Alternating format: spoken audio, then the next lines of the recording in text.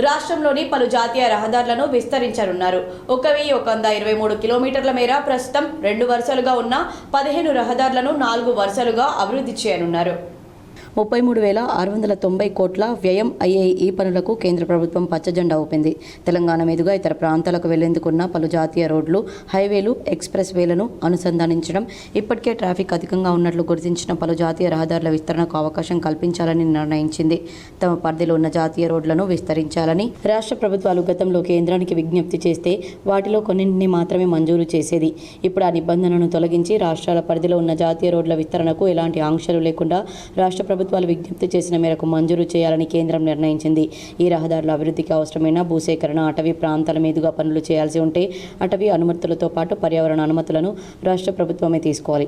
వాటితో పాటు సమగ్ర నివేదికను సమర్పించాలి. అన్ని వివరాలు సమగ్రంగా అందినట్లు కేంద్రం భావిస్తే వెంటనే ఆయా పనులకు అనుమతులు ఇస్తుంది. వాటికి ఈ మొత్తం ఖర్చును కేంద్రమే భరించనుంది.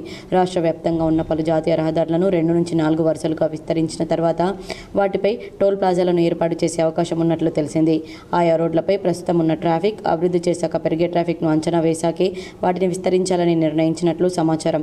ప్రస్తుతం గుర్తించిన 15 రోడ్ల విస్తరణ పనులను 2028 కల్లా పూర్తి చేయాలని లక్ష్యంగా పెట్టుకున్నట్లు తెలిసింది. దేశవ్యాప్తంగా ఇలా దాదాపు 10,000 కిలోమీటర్ల మేర రహదారులను అభివృద్ధి చేయాల్సి ఉంటుందని కేంద్రం గుర్తించింది.